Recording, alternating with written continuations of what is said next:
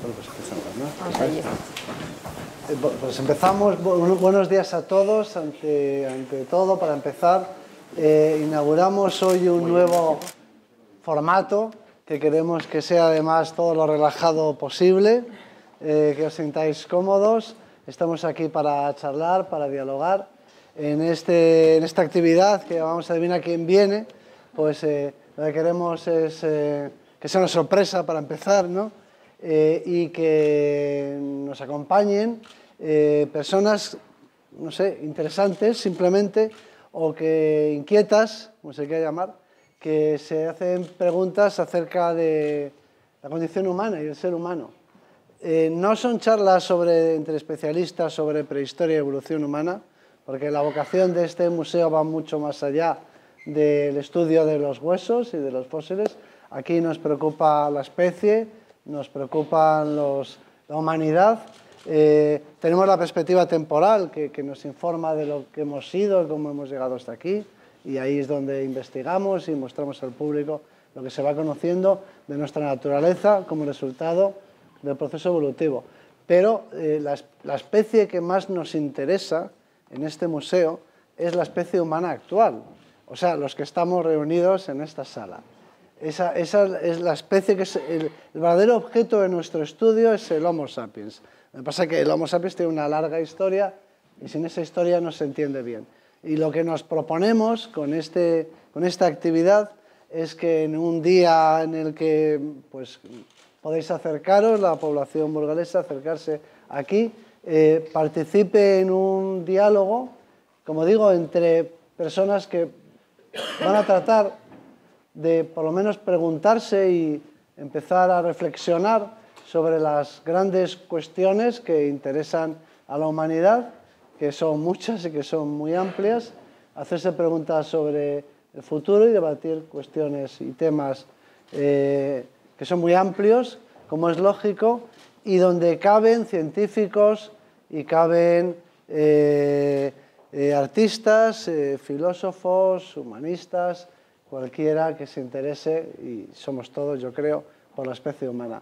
El formato que le vamos a dar es el de un coloquio entre los invitados, que en esta ocasión voy a ser yo como director científico de este museo, pero que en las sucesivas ediciones pues serán dos personas que no estarán vinculadas al museo y nosotros estaremos entre el público, y no podíamos empezar, yo creo, mejor que con una persona como Ana Pastor, a la que le agradecemos infinitamente que nos acompañe hoy, su generosidad, la ilusión que ha puesto y por supuesto que nos aporte su sensibilidad y su experiencia, su prestigio, sobre el que no voy a abundar porque me parece que sería desperdiciar un tiempo muy valioso.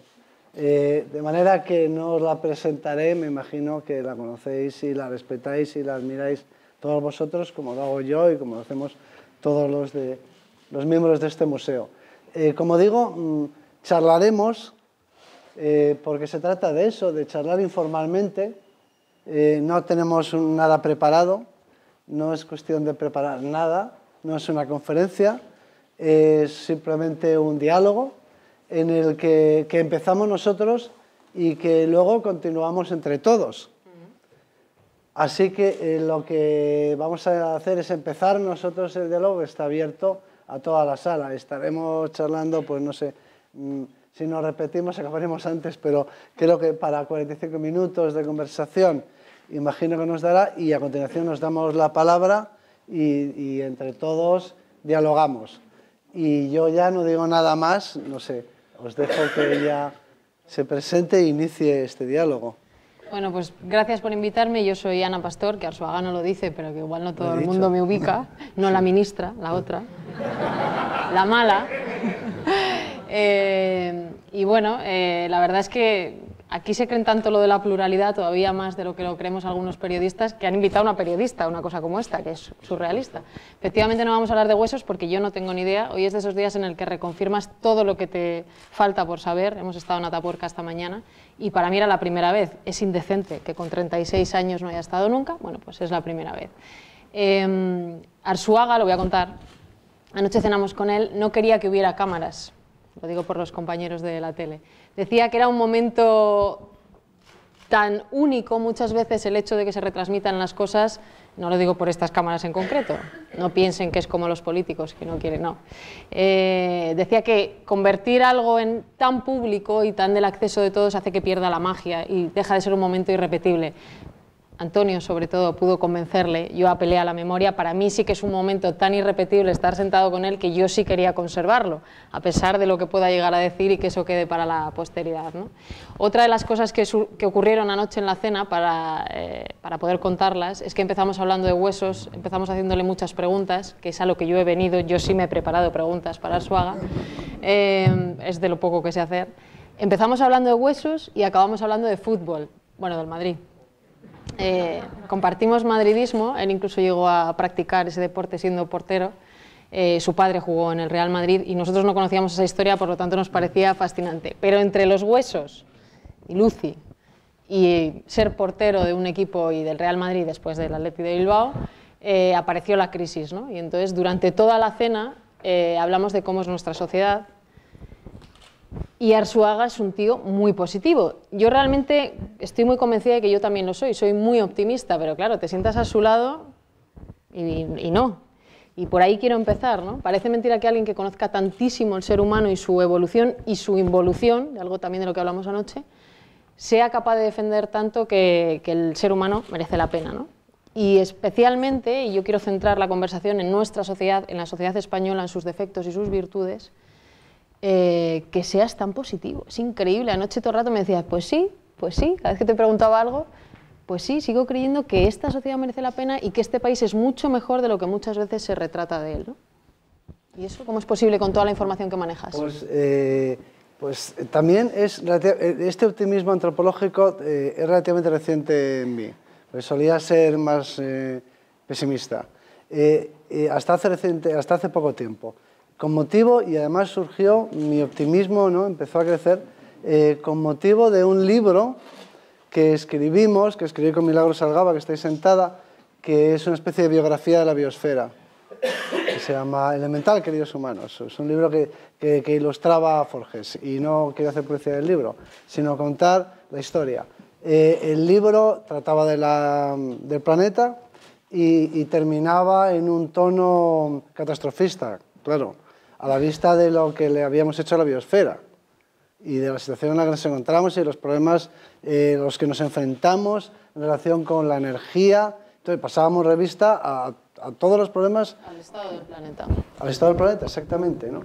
Y claro, cuando simplemente haces números y te das cuenta de que nuestra generación consume muchísima más energía, pero muchísima más energía que la de nuestros padres, y que la generación de nuestros padres consume muchísima más energía que la generación de nuestros abuelos, y que la generación de nuestros hijos va a consumir muchísima más energía que la nuestra. No es cuestión de que yo grite más, a lo mejor, sino de que la tecnología no me acompaña, o no sé, o me pondré así. Entonces me dirigiré al público. En lugar de a Ana, me lo dirigiré al público. Mejor, es una buena lección.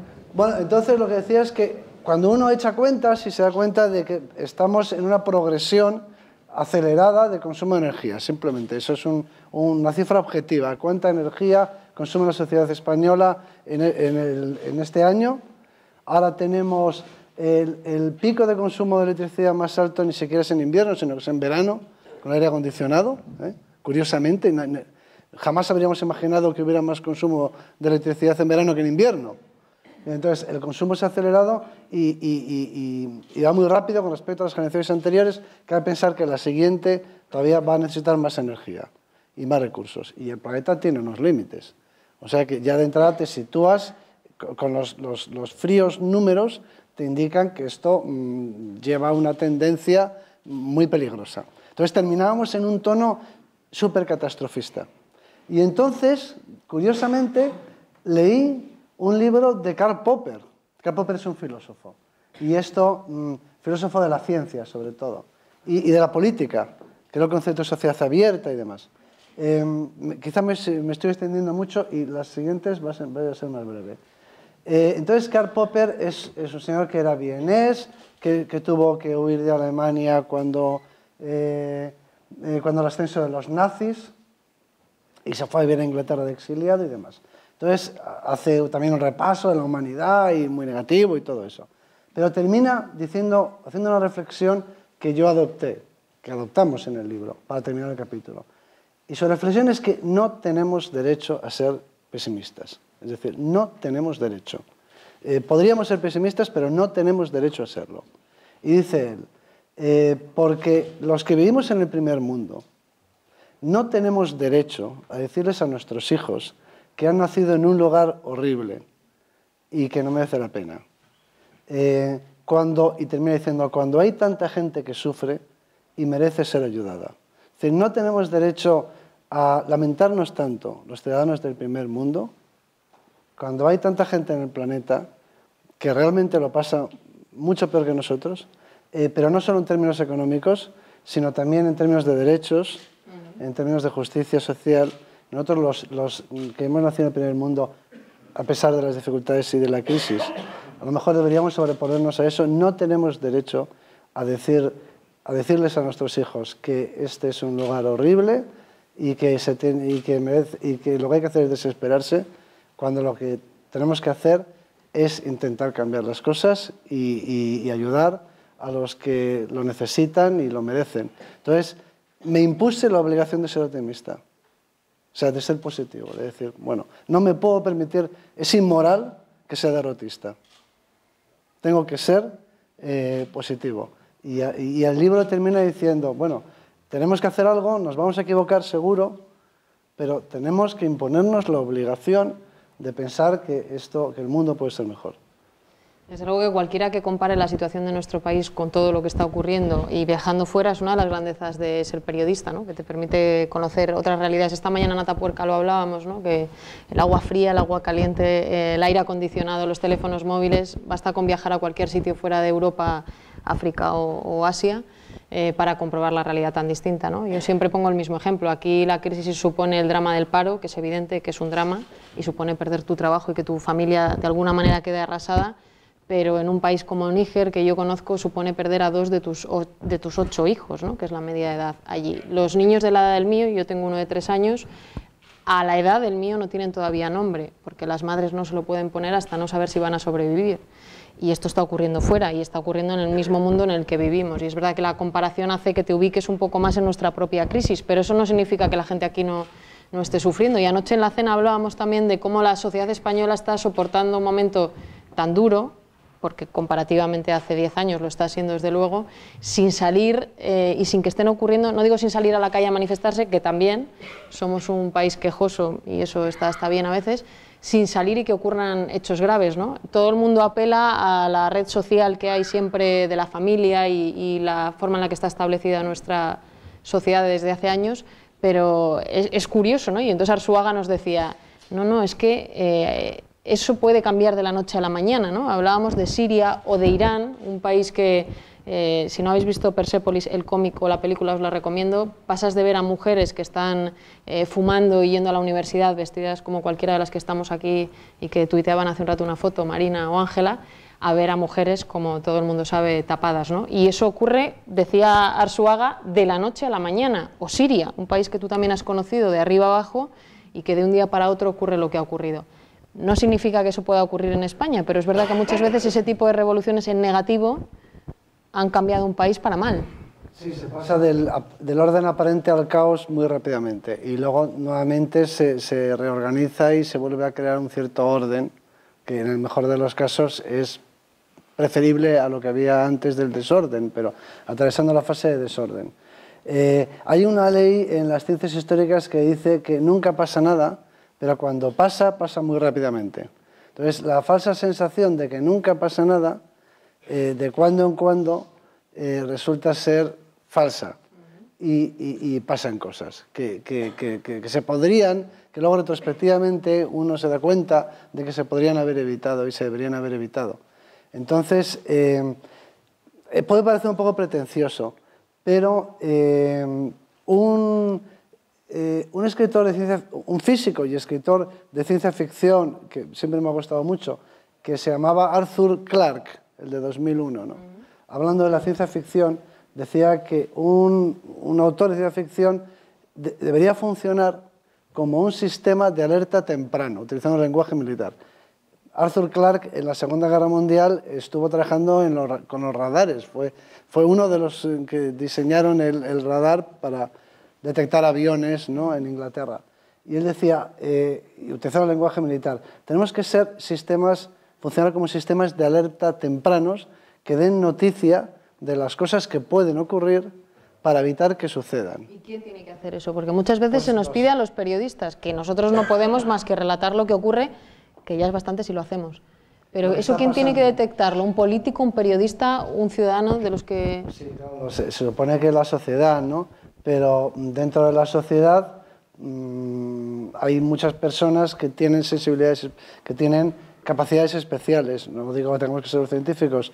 Los científicos, por ejemplo, podemos detectar peligros con la aplicación de tecnología. Sí, podríamos hablar, ahora mismo empezamos a disponer de una tecnología capaz de modificar la genética humana, pongo por caso, ¿no? Entonces podemos anticipar problemas, cosas que todavía no son un problema, una realidad, pero que calculamos que lo pueden ser, que pueden ocurrir dentro de X años. Entonces funcionamos como un sistema de alerta temprano para que la gente vea el peligro y al menos, si no podemos decidir qué futuro queremos, sí que podríamos evitar futuros que no deseamos, ¿no? Entonces, en ese sistema de alerta temprano, la mayor parte de la gente tiene sensibilidad para detectar algunas cosas en las que tiene más experiencia o más información, y un poco entre todos podríamos anticipar acontecimientos que no son deseables. Yo creo que un científico... No ha ocurrido.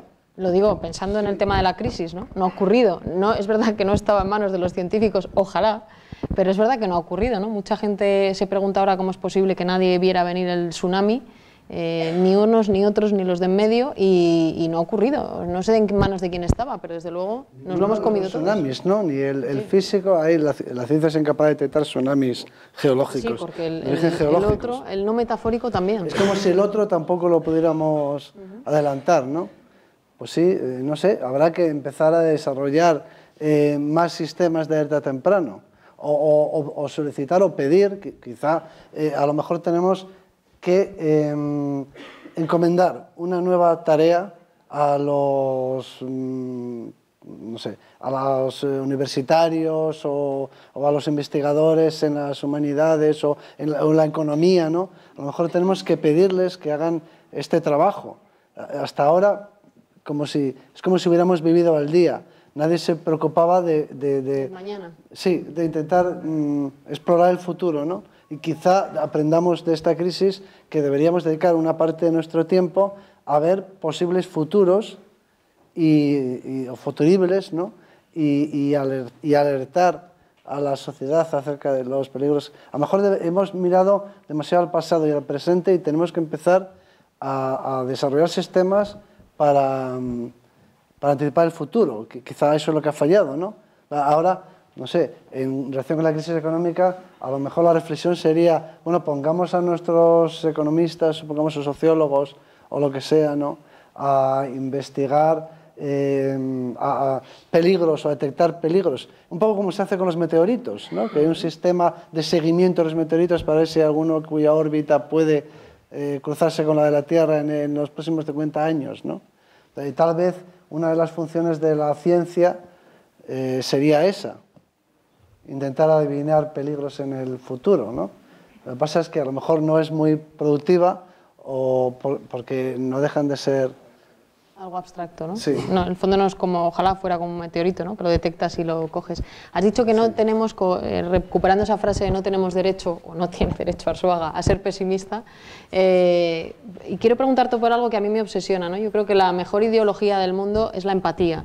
Tú decías, si nos comparamos con alguien que está sufriendo de manera mucho más grave una sequía y que espera que le eches una mano, la empatía es lo que mejor funciona, ¿no?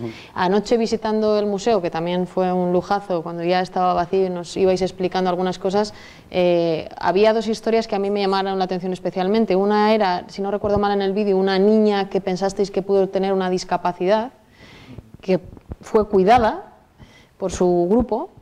Y luego incluso algunos del resto de los seres, uno tenía un problema de cadera, otro un problema de peso, e incluso llegasteis a deducir que masticaban la comida por él. Esto es la fuerza del grupo, que también anoche lo mencionabas mucho, ¿no? Un ser humano solo, un individuo solo, quizá no pinte nada, pero en grupo sí que es muy capaz de salir adelante, ¿no? Sí, el individuo es frágil, el grupo es fuerte, en resumidas cuentas. O sea, como individuos, cualquier cosa nos puede matar, pero es muy difícil acabar con el grupo, porque el grupo trasciende el individuo, ¿no? Y trasciende el tiempo, o sea, que nunca... Es como los clubes de fútbol, ¿no? Una de las razones por las que yo creo nos identificamos como un club de fútbol es porque nos proporciona un cierto sentido de trascendencia, de que cuando yo no esté, esto de lo que soy parte, una sensación de eternidad. Esto va a continuar, ¿no? O sea, cada uno busca su trascendencia de alguna manera, pero a través del grupo, la patria, etcétera, la identidad de cada uno, se busca una cierta trascendencia, en fin, cotidiana. Y eso nos proporciona mucho consuelo, nos da sentido a nuestras vidas, por ejemplo, ¿no? El pensar eso. Cada uno tiene su forma de trascendencia, digamos, humana, ¿no? No religiosa, pero humana, en este sentido, y encuentran eso su consuelo. Los que estamos más o menos comprometidos con el tema de la naturaleza, de la conservación del hábitat, seguro que también nos impulsa o nos mueve esa búsqueda del ser humano de la eternidad o de la continuidad, por lo menos. Pues sabemos que nosotros somos efímeros, pero nos gustaría que algo de nosotros continuara, ¿no? Entonces, en mi caso particular, la reflexión que me hago es, me gustaría que cuando yo no esté, esa roca, esa montaña, ese río, ese bosque, sigan estando. Entonces es lo que a mí me proporciona una sensación de que bueno, continúo de alguna forma, ¿no? Y hago una aportación a la trascendencia. Pero cada uno tiene su búsqueda de trascendencia particular y, bueno, pues... La de Arzuaga es un sueño a lo grande, un sueño de Champions, que es esa roca, esa tal. Yo me conformo con que los políticos en el futuro, cuando yo no esté, respondan a las preguntas, cada uno a su nivel.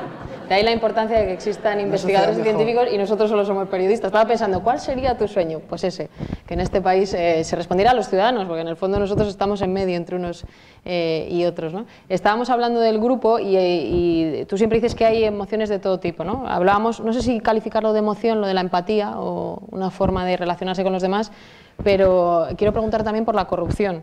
Si hablamos de lo que está ocurriendo ahora en España, y yo soy una firme defensora de la luz del sol, de que sepamos todo lo que ocurre, de que el periodismo se encargue de contarnos a los ciudadanos lo que ocurre, da igual, se llame Urdangarín, Los Seres, Bárcenas, UGT, me da lo mismo, contemos lo que pasa para poder afrontar el problema. No sé si las formas de corrupción detectadas a lo largo de la evolución humana, supongo que no existían, no sé, ahora tú me lo dices, personajes de este tipo o a otro nivel, y es una cosa que me llama la atención porque en el fondo es un sentimiento muy humano. Luego hablaremos de una reflexión que hacíamos anoche, si tenemos los políticos que nos merecemos, que los dos pensábamos que sí, porque los hemos elegido los ciudadanos, pero ¿habéis detectado en los comportamientos ese tipo de maldad casi, no? Pero es que eso habría que buscar, habría que ver cuál es su raíz, o sea, cuál es su raíz biológica. Yo en estos temas de conservación de la naturaleza, tengo muchas anécdotas, ¿no? Y una cosa que se repite mucho, tú estás hablando con alguien que quiere destruir un paraje, ¿no? Y porque quiere hacer algo, una obra, quiere ganar dinero, ¿no? Y para eso necesita destruir algo que es bello y es hermoso y tal. Y tú estás discutiendo con él, lo que sea, polemizando, y tú ves que es una persona mayor. Eso me ha ocurrido a mí, le ha ocurrido a cualquiera que esté en los temas de patrimonio histórico, natural, lo que sea. Y tú te preguntas, bueno, pero si a lo mejor le quedan 5 años de vida, 3 años de vida. ¿Para qué quiere destruir esto que es hermoso y es bello? O sea, yo comprendo que tengas ambición cuando eres joven o lo que sea, quieres abrirte camino en la vida, pero si para 2 años que te quedan te vas a llevar por delante tanta belleza, o sea, no tiene sentido. O sea, eso no es lógico. ¿Y has encontrado respuesta a la raíz? Pues yo creo desde que ahora hacia atrás. En el tema del poder, de la corrupción para obtener poder, hay un elemento de estatus que sí que está muy metido en el ser humano. Yo diría que más en los hombres que en las mujeres, pero eso se podría ver, ¿no? Hay todo ese componente, o sea, el poder poder, jerarquía, vanidad, todo eso junto es lo que llamaríamos estatus, tener mucho estatus, ser jefe, ¿no? Estar arriba. Y eso me parece que es una pulsión, muy fuerte en el ser humano. Y lo que pasa es que cada uno mide su estatus de una forma distinta.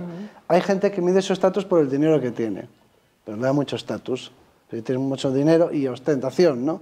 Que es como la visualización, ¿no? La materialización del estatus. Como eres, a lo mejor no es por los bienes que se tienen, sino porque el prestigio que te da, la sensación de poder o de jerarquía. Eso es una forma, pero más o menos todos lo tenemos, yo creo. El artista, por ejemplo, a lo mejor no busca el beneficio material, pero sí busca el reconocimiento, un componente de vanidad, ¿no? De jerarquía dentro de la escala. Tiene que ver más con el ego que con... que por supuesto tiene un componente malo, pero no con la otra parte esa de... Poder. Y de corromper, en el que hay dos partes. El político que se deja poder, y el que... ¿no? Digo ahora trasladándolo a la actualidad, pero si miras hacia atrás, ¿habéis encontrado comportamientos de ese tipo en un grupo humano? Hay competencia, ha existido siempre jerarquía dentro de los grupos. Yo creo que eso se da en todas las especies más cercanas. O sea, nosotros somos una especie social y las especies sociales forman grupos, es decir, que se vive en grupo y los grupos compiten entre sí. Ese es un poco el esquema para cualquier especie social. Vale para los insectos sociales y vale para los lobos y vale para los chimpancés. El individuo no vive en solitario, no sobrevive aislado, sino que sobrevive como parte de un grupo. Entonces hay dos tipos de conflictos. Conflictos y cooperación, las dos cosas se dan juntas. Se compite entre grupos y se compite dentro del grupo. Y dentro del grupo se compite por la jerarquía. Eso es muy general en los mamíferos sociales. Y yo creo que eso ha existido siempre en la evolución humana. Pero ahora, en relación con lo que decías antes, de estas muestras de solidaridad, voy a contar una anécdota que a mí me parece que es interesante en relación con cómo podríamos cambiar o cómo deberíamos cambiar. Yo creo que la gran conquista de la humanidad consiste en salirse de las leyes naturales, es decir, transgredirlas, no obedecerlas. La mayor parte de las doctrinas, eso no quiere decir esto en la naturaleza, pero la mayor parte de las doctrinas más odiosas eran las que predicaban formas llamaban de darwinismo y de competencia y de selección y demás, ¿no? Es decir, obedecer las leyes de la naturaleza, la supervivencia de los más fuertes, como si tuviéramos que seguir obedeciendo a las leyes de la naturaleza. Y yo creo que lo que nos hace humanos, la humanidad, consiste en no obedecerlas, en transgredirlas. Y ese es el caso, la protección a los débiles. Sí, pero eso no está ocurriendo. Si lo trasladas al día de hoy, da la sensación de que solo van a sobrevivir los fuertes, los que... Voy a poner 2 o 3 ejemplos. Si acabamos o debilitamos la sanidad y la educación pública, solamente quien tenga dinero podrá acceder a una buena educación y a una buena sanidad. La tendencia de los 10 últimos años en este país, pero especialmente de los últimos de la crisis, da la sensación de que solo los fuertes, que ahora tiene que ver con el componente económico, van a sobrevivir, ¿no? No parece que haya muchos pensando en romper esas leyes. Contra el que hay que prevenirse, ¿no? Pero vamos, no hay nadie que defienda abiertamente, al menos, que diga, bueno, aquí vamos a implantar un sistema por el cual solo unos pocos se beneficiarán de los bienes y los demás sufrirán las consecuencias, ¿no? Por lo menos nadie lo dice abiertamente. No, pero lo tienen en la cabeza. No se considera una... Bueno, pero eso estamos para detectar esos pensamientos malvados, ¿no? Y que no deseamos que se traduzcan en hechos. Pero, volviendo al tema de la humanidad, que yo creo que es una cosa que está también arraigada en el ser y forma parte de nuestra naturaleza. Yo me acuerdo que leí un libro sobre cazadores y recolectores, los últimos pueblos de cazadores y recolectores, que los que nos dedicamos a la prehistoria buscamos análogos, paralelos, en pueblos actuales con una economía, o recientes, con una economía más o menos similar a la de los antepasados. Entonces, un pueblo de Sudamérica, que son los H, que han sido los últimos cazadores y recolectores de por ahí. Entonces, para saber cómo se vivía en el pasado, les encuestaban, ¿no? Les preguntaban, para hacer una estadística. Eso está publicado en un libro. Yo estaba leyendo el libro. Entonces, se dirigían a las personas y decían, bueno, de que murió tu padre, de que murió tu abuelo, ¿no? Entonces, así va a hacer una estadística de causas de muerte. a través de la memoria de los vivos, ¿no? Entonces ahí se veían las causas de muerte. Muchas por violencia, otras le picó una serpiente, o muchos por enfermedad, o sea, se puso enfermo y se murió, ¿no? Pero había una casilla que me llamó mucho la atención, era un libro en inglés, y una de las casillas decía, left behind, o sea, se quedó atrás. El grupo siguió y se quedó atrás, ya está, no pudo seguir el grupo, de eso murió, de que se quedó atrás, ¿no? Entonces, yo creo que lo que tenemos que hacer como sociedad, un poco el ideal de la humanidad es que no dejar a nadie atrás. Y en cierto modo, yo creo que eso está en todos nosotros. O sea, todos los seres humanos tenemos la conciencia... volvemos a tu optimismo antropológico, Arzuaga. No, yo creo que los seres humanos... Yo no lo tengo tan claro, ¿eh?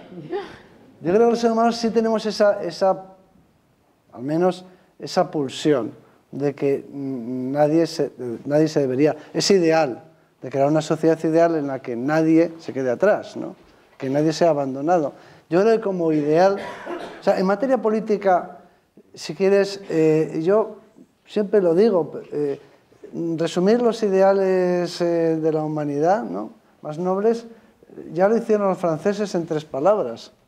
Igualdad, libertad y fraternidad. Es que no hace falta mucho más que eso. Y yo creo que eso es compartido por toda la humanidad. Sí, no, sí, lo teórico yo creo que afortunadamente... La práctica ves que no. No, yo soy un poquito menos optimista. Yo también veo que no, claro. No, pero no solo, fíjate, estaba pensando mientras hablabas en la imagen, sí, yo creo que sí, que la involución, estaba pensando en la imagen que él retrataba ahora de se dejaron atrás a alguien, estaba pensando en la dependencia, por ejemplo, ¿no? Si nos podemos permitir que haya gente, ayer lo hablamos en la cena, ¿no?, mientras se está hablando mucho de Cataluña, que me parece bien, que la gente hable de lo que quiera, me refiero a la independencia, ocurren noticias como que una madre ha tenido que elegir entre poner la calefacción y pagar el tratamiento de su hijo porque ha perdido las ayudas por dependencia, o una madre gallega, no en Cataluña, en Galicia, que ha tenido que dejar de llevar a su hijo a la guardería porque le han retirado ayudas, ganaba 200 euros al mes por una pequeña pensión, ¿no? Esto es dejar atrás a los débiles, y la sociedad tiene que exigirle a quien toma las decisiones, se llame como se llame, insisto, que a mí es que eso me da lo mismo, y venga de donde venga, que no ocurra. Pero quería que hiciéramos una reflexión también, especialmente por una gran parte de la gente que está aquí, que es muy joven, que anoche lo comentábamos, ¿no?, nuestros hijos, en mi caso más pequeños y en el tuyo ya más de esta generación.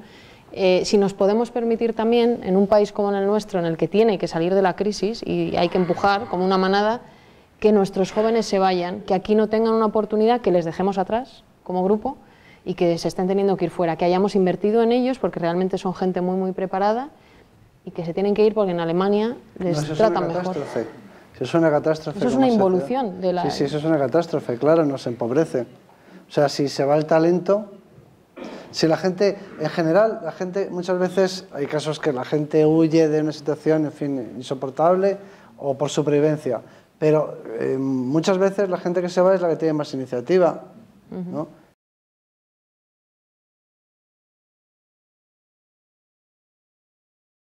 No pude nunca estudiar fuera, me habría encantado, anoche lo hablábamos, ¿no?, poder respirar otro aire y no pude hacerlo, pero hacerlo por obligación, quedarte o tenerte que ir por obligación, no es una buena opción para nuestra juventud. Una cosa es el intercambio. Claro. Una cosa es intercambiar talento con otras sociedades y vienen de allí, y mandamos allí, y hay un trasiego, y hay una cooperación y lo que sea. Y otra cosa es que tu talento se te va fuera. Dárselo gratis a otros. Claro, claro. Pero es que además eso se repite en la historia de las sociedades, se ha repetido muchísimas veces. En la historia del arte son los ejemplos más claros. Hay lugares donde acudía el talento de los artistas. Hoy en día puede ser Nueva York. En Europa, no soy un experto, pero dicen que Berlín empieza a ser un foco de atracción, ¿no? Pues allí acude el talento de todo el mundo. Un artista griego, pues se va a Londres o se iba a París antes, ¿no? Y allí los acogen. Entonces da igual que sea griego o español de Málaga, como el caso de Picasso, ¿no? Entonces, claro, eso es lo que enriquece en la sociedad, que te vienen las personas más interesantes, con más inquietud o con más capacidad de todas partes. Entonces, si tú consigues, o en Florencia en la época de los Medici, por poner un ejemplo, ¿Por qué Florencia fue grande? Porque los florentinos, entonces, hombre, estaba Miguel Ángel y Da Vinci y tal, había gente muy interesante, pero además atraían artistas de todas partes. En ninguna sociedad se desarrolla España, sin ir más lejos. España en la época, en el Renacimiento, pues aquí venían los mejores médicos, los mejores científicos de todo el mundo. Pero no ha vuelto a ocurrir, ¿no? Desde esa época la sensación que hay es que no hemos vuelto a saber atraer el talento, ¿no? España tiene una historia en materia de ciencia y yo creo que en materia en general también de todo, político y económico, tiene una historia desgraciada de un paso adelante y otro atrás continuo, ¿no? O sea, hemos tenido varios momentos que si hubieran tenido continuidad, nos habrían llevado a una situación mucho mejor que la actual. Tuvimos un muy buen momento, ya digamos en la edad contemporánea. El Renacimiento fue muy bueno, vino gente de todas partes, aquí teníamos... Si me lo permites, haré una especie de digresión acerca de... Yo creo que se enseña muy mal la historia de España, desde la perspectiva, y luego he tenido la oportunidad de comentarlo, porque casi se cuenta una historia hormonal de España. Y me explico. Se dice, en la época de los Reyes Católicos, que derrotábamos a los franceses y conquistábamos Italia y luego América, aquellos españoles sí que tenían lo que había que tener, ¿no? Ah, sí. Y efectivamente tenían lo que había que tener. Tenían los mejores cañones, porque los franceses también tenían lo que había que tener. Tenían los mejores barcos, tenían los mejores ingenieros navales, tenían los mejores cartógrafos, tenían los mejores médicos, tenían los mejores botánicos, es decir, tenían lo que había que tener, y los mejores artistas. Entonces, cuando se tiene lo que hay que tener, que es eso, una sociedad prospera. Entonces, pero aquí, nosotros nos cuentan, ahora luego vino la decadencia, la gente más floja. No, más floja no. Es que no puedes navegar si no tienes una buena cartografía. No puedes navegar si no tienes un buen barco y un buen ingeniero naval. Y eso cuesta dinero, además. Es una y inversión. hay que invertir en eso. Y entonces, luego ya, así, llegas muy lejos, ¿no? Entonces, en el Renacimiento hay eso, teníamos lo mejor de todo, y los mejores filósofos y lo mejor es todo, y hacíamos la Biblia trilingüe y lo que hiciera falta, ¿no? Políglota y lo que sea, porque los que sabían más hebreo, todos venían aquí. Las universidades contrataban, fichaban a los mejores. Entonces se juntó todo el talento de España y de Portugal, que tenían una escuela de navegantes, ya desde antes, donde habían desarrollado todos los conocimientos para navegar, para orientarse, la mejor cartografía, claro, así es fácil, bueno, entre comillas, pero así es más fácil. Sí, tienes una buena base.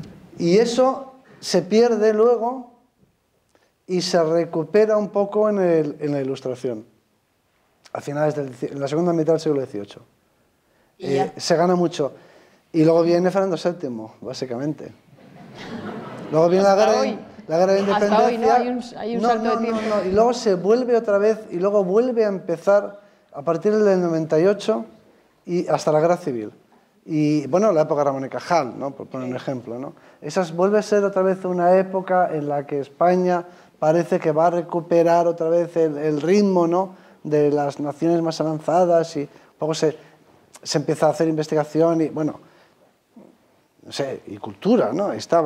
Yo siempre pongo como ejemplo la residencia de estudiantes, que estoy muy vinculado, no por simplemente el lugar histórico que es, sino a mí lo que me gustaría que fuera este museo, por decir en pocas palabras, lo que me gustaría que fuera este museo. ¿Qué te gustaría que fuera este museo? Pues en la residencia de estudiantes se sentaban a cenar y a discutir Severo Ochoa, Buñuel, Lorca, Dalí. ¿Y quiénes son hoy? Que eran unos críos. ¿Pero quiénes son hoy? ¿Tenemos detectados quiénes son Severo Ochoa, Dalí? Sí, hay gente buena, pero quiero decir, lo que tenía esa época era esa conexión. Eso te lo da, bueno, como es Oxford, como es Cambridge, un sitio donde se junta la gente. O sea, lo importante es que es lo que se llama la masa crítica, es decir, que hay el caldo de cultivo, que haya lugares donde la gente intercambie información, ¿no? Desarrollar eso. Esa sociedad, una sociedad culta, una sociedad inquieta, una sociedad informada, una sociedad, yo qué sé. Entonces, eso requiere de sitios y de lugares y de, no sé, referencias, vamos a decirlo así, ¿no? Entonces se debatan estas cuestiones. Y si yo pudiese elegir lo que quiero que sea este museo, diría, pues quiero que sea eso, ¿no? Que aquí esté todo el mundo, que el día de mañana digan, mira, fíjate, aquí estaban hablando este señor, hablando de un Dalí y de un Lorca que eran unos críos, eran unos estudiantes. Sí, todavía no teníamos la perspectiva de lo que iban Pero a luego ser. y a lo mejor llegaron a ser lo que fueron por eso, en parte, ¿no? Y entonces, crear ese ambiente, y lo ponía como ejemplo de esa es una época esperanzada. Además, eso enseguida se ve. Cuando algo va bien, se ve en que hay ilusión, esperanza, ¿no? Y luego eso se trunca con la guerra civil y yo diría que hemos tenido unos años en los que hemos vuelto a creer en esta sociedad. Ahora estamos cuando digo ahora, digo ¿cuándo? O sea, desde la guerra civil hasta ahora. ¿No? ¿Ha habido otro momento de luz? ¿Tú crees? Sí, ¿Alguna chispa? Estoy convencido. La ciencia ha adelantado mucho. Bueno, se han hecho muchas cosas como estas, que no más lejos, ¿no? La ciencia ha adelantado mucho y ha habido una ilusión en la sociedad de que nuestro país o nuestra sociedad podía ser una sociedad en la que merecía la pena, de la que merecía la pena formar parte, ¿no? Una sociedad estimulante, además. Muchas veces es la ilusión lo que te mantiene vivo más que los éxitos, sino el ver que hay posibilidades de hacer algo interesante. Y esa sensación yo creo que la tiene la sociedad española. Entonces ahora se cae en el desánimo por razones económicas y objetivas, ¿no? Y bueno, no sé, es lo que hay que cambiar. Antes de que abramos, que ya si no se nos va a ir de tiempo, anoche una de las cosas que mencionaste a mí me pareció la clave de la evolución, o al menos de lo que ahora podríamos considerar evolución. Dijiste una frase que a mí me fascinó, y es que, sí, buenísima, estoy pensando enseguida dónde colocarla y lo haré seguramente. Antes de lanzar una crítica, lo primero es una autocrítica. Esto es imposible encontrarlo, pero incluyo a los periodistas, que es muy fácil criticar, pero en el terreno de lo político, que es como se ve, lo que yo más controlo, o sea, ves a Rubalcaba criticando al PP por Bárcenas y muy poquito a UGT por lo suyo. Ves al PP criticando a UGT, o sea, esto es imposible, pero como sociedad incluso, ¿no? Eso me parece inexplicable, pero bueno. Pero ese es nuestro gran mal, es una realidad, ¿no? Y lo que tendremos, eso es lo que hay que oponerse y cambiarlo, ¿no? Yo sí que creo que se pueden cambiar las cosas, todas las cosas se pueden cambiar. Y luego, a mí me parece que una crítica es mucho más creíble si va acompañada de una autocrítica. Yo lo pongo en nuestro... algunos te diré que me argumentan y tal, y no les falta razón. Pero yo lo digo en los ambientes científicos. Digo, bueno, está claro que la ciencia merece mucho más apoyo y todo eso. Y digo, pero hombre, a lo mejor tampoco estaría mal que dijéramos y nosotros también tenemos que cambiar, ¿eh? O sea, que nos apoyen, que nos den más dinero, todo eso, pero y nosotros, los que formamos la comunidad científica española, también tenemos que instalar a lo mejor algunos vicios, algunos malos hábitos, ¿no? También tendremos, tampoco creo que seamos perfectos. Y no sería más eficaz nuestra crítica si empezáramos para decir que tenemos que cambiar todos, incluidos nosotros. Pero algunos me dicen, hombre, es como si le dices al que está en un campo de concentración que lo vayan a llevar a la cámara de gas, que se haga la autocrítica. No, bueno, claro, no es el momento, ¿no?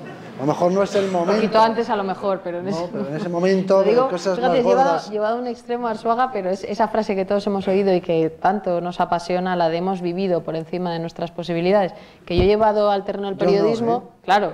Hemos preguntado por encima de nuestras posibilidades, hemos vivido, hemos gastado. Bueno, pues no todo el mundo en este país lo ha hecho de la misma manera, ni se ha aprovechado de la situación y ni la está sufriendo de la misma manera, ¿no? Pero es verdad que lo de la crítica y la autocrítica es aplicable a cualquiera, no tiene ni que ser ni político, ni es aplicable como sociedad, ¿no? Es como ofrecer yo es que creo que es como ofrecer un pacto. Tú dices a alguien, bueno, esto, lo que sea, una organización, no sé, este museo, no sé, o cualquier cosa. Entonces tú dices, bueno, necesitamos más apoyo, necesitamos tal, necesitamos más recursos, lo que sea, ¿no? Porque así no podemos seguir. Si eso lo acompañas diciendo, bueno, a cambio, nosotros también somos conscientes de que hemos cometido errores y los cometemos y que también tenemos que cambiar. Se hace en la ola, claro. Ofrecemos un pacto. Vosotros cambiáis y nosotros también cambiamos. Entonces yo creo que eso es más razonable y es más eficaz, ¿no? Porque estoy seguro, en los temas que yo conozco, que es el de la ciencia, estoy seguro que podemos hacer, o la universidad, ¿no? Seguro que lo podemos hacer mejor. Seguro que lo podemos hacer mucho mejor, ¿no? Y eso a lo mejor, eso nos daría, vamos a cambiar el sistema, que consiste en que vamos a meter más dinero, pero también vamos a reformar cosas.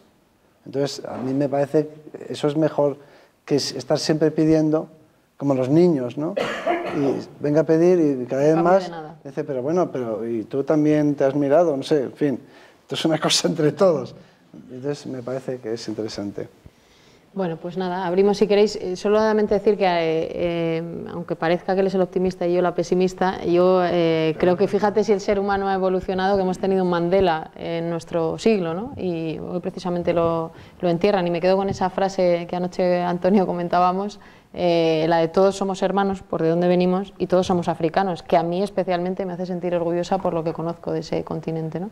Es una gran aportación de la ciencia, ¿no? Desde luego, y normalmente miramos, especialmente desde Europa, anoche lo decíamos también, con desdén hacia algunos sitios del mundo, Latinoamérica o incluso África, y sin embargo es la cuna, ¿no? El lugar en el que hay muchas respuestas para los que nos gustan las preguntas, de allí vienen muchas de las respuestas, ¿no? Por supuesto.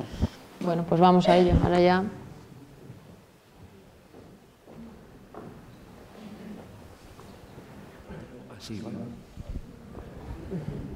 Hola, buenas tardes. Quería preguntaros a los dos, ahora que habéis estado hablando de la historia de España y su influencia en la sociedad actual, hace poco decía Pérez Reverte en Salvados que en España hubiese hecho falta una guillotina. ¿Estáis en esa afirmación? Bueno, sí. Sí, Hay algunos que hacen así con la cabeza, ¿eh? ¿Tú crees que sí? Que la hubiera habido, no ahora. No, ahora. Reverte dijo que ahora. Claro, ¿cómo elegimos a quién pasar por la guillotina y quién...? No, fue horrible, fue horrible. La Revolución Francesa fue horrible, pero espantosa.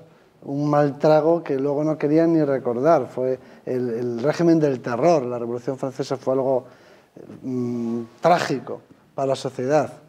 Y fue tremendo y además un retroceso, fue peor. Pero es que esto es muy habitual, anoche lo hablamos también, ¿no? Hace una revolución, ¿para qué y para quién? Egipto, ¿no? Lo decíamos ayer. Iban a liberar a las mujeres también, ¿no? Y hay varios países que han sufrido un retroceso, ¿no? Una revolución, ¿no para qué? ¿Para quién? ¿A quién estás ayudando? Ah, no, pero es que eso de la revolución a mí me hace, como historiador o prehistoriador, a mí me hace mucha gracia cuando se dice, bueno, este movimiento antisistema, vamos a hablar de movimientos antisistema más que... Antisistema me parecen los que están ahora en el sistema, bueno, que son los que se lo cargan. De otra forma, que son ¿no? los que se lo cargan. Pero por no decir revolucionario me parece que es violento, ¿Has visto, ¿no? que lo traigo todo el rato al...? Por no decir que es violento. Y entonces muchas veces se suele decir, bueno, es que esto no es una revolución porque no tienen objetivos. Entonces, no han entendido nada de la historia. Las revoluciones nunca tienen objetivos. Su objetivo es cargarse lo que hay, acabar con el sistema. Y luego, después, cuando se han cargado el sistema, no se sabe por dónde va a salir el sol. Y al final aquello acaba como acaba, unas veces en dictadura, en el caso de Francia una democracia, pero generalmente un estallido revolucionario básicamente es contra algo, para derribar algo. Y por lo tanto, que nadie espere que salga una revolución en donde sea, ¿no? Que tenga unos objetivos claros, son estallidos anti lo que hay. Y claro, por lo tanto, vamos a ver, lo ideal es que no ocurra. Las experiencias revolucionarias son espantosas, con millones de muertos. En Rusia, tremendo, en China, en todos los sitios donde había una revolución, eso es un holocausto, es una catástrofe, nadie quiere eso. Ni siquiera los franceses lo querían. Los franceses querían acabar con el antiguo régimen y la gente normal, porque la gente normal tiene hijos y familias y sus preocupaciones son mucho más domésticas, ¿no? Nadie quería que aquello terminase en un régimen de terror. Luego se hizo incontrolable, es como un incendio, luego no lo puedes controlar. Entonces eso no es deseable, hay que evitarlo con sistemas de alerta, hay que buscar la manera de cambiar las cosas sin que se llegue a eso. Lo que pasa es que yo creo que Pérez Reverte dice, habría estado muy bien que hace 2 siglos hubiera habido una guillotina. Es una interpretación generosa. Yo creo que hablaba en aquel gran Salvados, por cierto, la mención buena a Salvados, porque creo que trasciende al periodismo. Lo que está haciendo Jordi es una función social, que es lo que debería ser el periodismo, pero es verdad que ahí Pérez Reverte estaba absolutamente muy desatado, a favor, desatado. Bueno, como es él, ¿no? Pero sí que es verdad que mencionaba eso, y anoche lo hablábamos también, ¿no?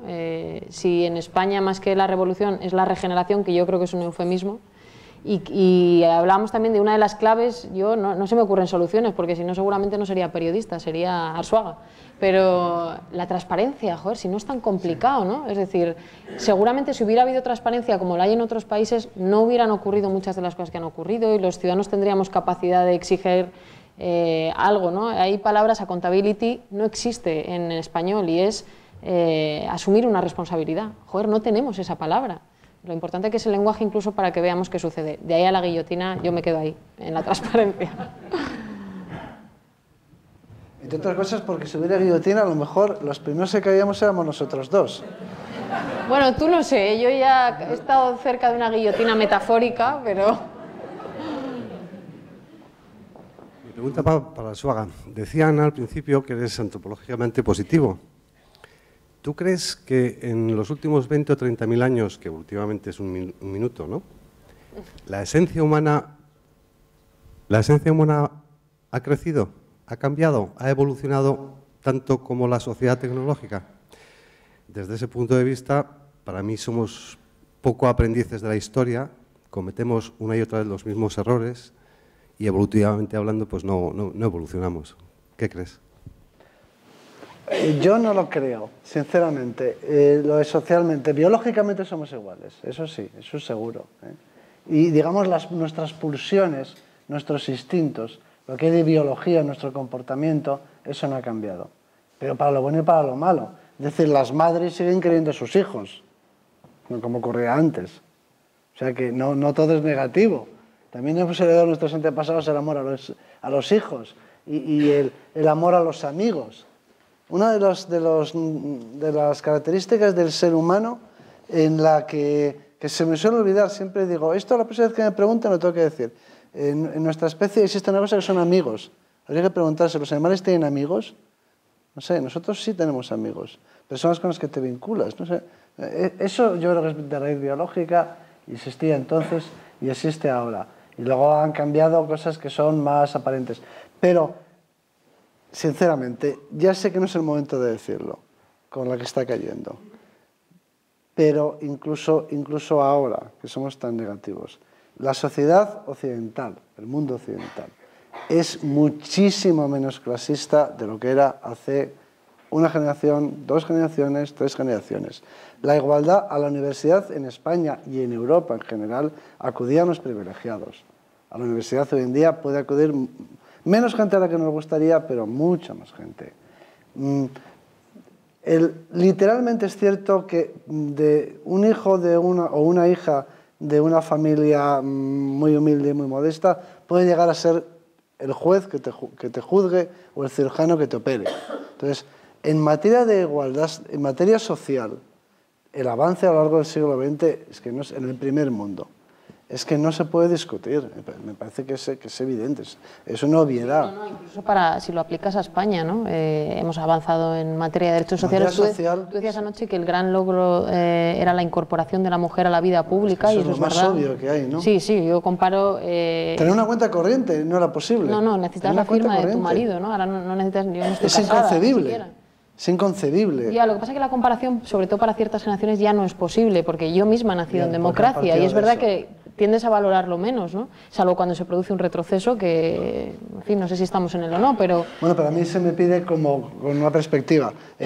No, siempre se parte de lo que hay, nadie quiere retroceder. Entonces, claro, ahora lo que decimos es, bueno, sí, pero la igualdad de la mujer no es completa, etcétera, evidentemente, ¿no? Y hay mucho trabajo por hacer, Pero el viejo Popper, que tuvo que huir de la Viena nazi, pues claro, encontraba que las cosas habían cambiado considerablemente. Él había pasado por la experiencia del nazismo, entonces lógicamente pensaba que la sociedad occidental actual era mucho más abierta y tolerante.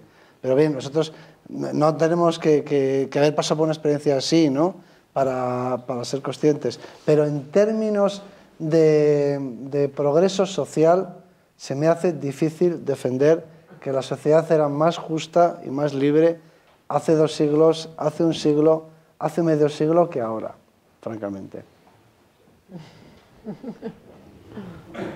Bueno, buenas tardes. Yo lo primero daros las gracias por estas reflexiones y haceros una pregunta a los dos. Si no penséis que mucha culpa de lo que está pasando en la sociedad española es porque está todo politizado.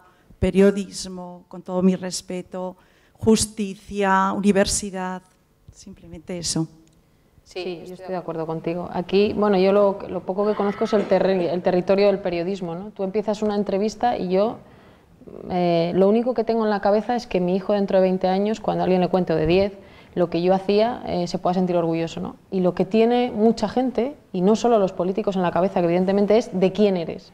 Pues yo soy de mi hijo, es que no soy de nadie, no me interesa ser de nadie. Evidentemente tengo ideas, claro, sí, y hago mis reflexiones, sí, pero cuando me siento delante de un político quiero que dé respuestas a los ciudadanos, y soy de mi hijo, y punto. Esto en España es una cosa imposible, es una lucha titánica, pero lo es en el periodismo, lo es en la universidad. Yo recuerdo, hay un artículo muy bueno de un profesor que está en FEDEA, en este caso se dedica a la economía, y comparaba, está dando clase en Estados Unidos, y quienes han estado fuera lo ven muy claro, ¿no? Comparaba tres cosas. Él vive en un sitio en Estados Unidos del tamaño de Majadahonda, que es una ciudad dormitorio de Madrid. Comparaba la página web de ese ayuntamiento y la del sitio donde él vive. En la del ayuntamiento de Majadahonda, y podría poner cualquier ejemplo de cualquier partido político, solo aparecía el alcalde, el alcalde, el alcalde, el alcalde y las siglas de su partido. En la misma ciudad en Estados Unidos aparecía la gestión, no aparecía el alcalde, que por cierto es un gestor, y aparecían las cosas de los ciudadanos, la biblioteca, el colegio y demás, ¿no? Otro ejemplo, la universidad. Los rectores de las grandes universidades americanas son apolíticos en el sentido de la gestión y siguen cuando está Bush y continúan, si son buenos, cuando está Obama. Aquí el titular en el diario El País es: la izquierda gana las elecciones a rector en la Complutense. Esa es la noticia. Es imposible hacer así nada, pero y en el periodismo, ¿no? Es decir, yo siempre defiendo el modelo de televisión pública que yo viví porque trascendía a lo político y porque Rubalcaba y el PP querían matarnos a algunos, unos cambiaron el modelo, pero si hubieran podido, algunos otros también, ¿no? Y eso es uno de los logros que sí se puede destacar de Zapatero, que intentó despolitizar la televisión pública. No ha servido para gran cosa porque hemos vuelto hacia atrás, ¿no? Pero es verdad que intentas hacer un esfuerzo y siempre hay alguien que dice, bueno, es que como estás en La Sexta, mira, no, es que también trabajo en CNN y en CNN no me fichan por mi ideología. Da igual, y en la universidad ocurre, ¿no? Siempre tienes que ser de alguien en este país, ¿no? No de tu propio trabajo, de tu propio esfuerzo. Y es muy difícil luchar contra eso. Sí, y además hay un peligro, es que la gente identifique política con partidismo.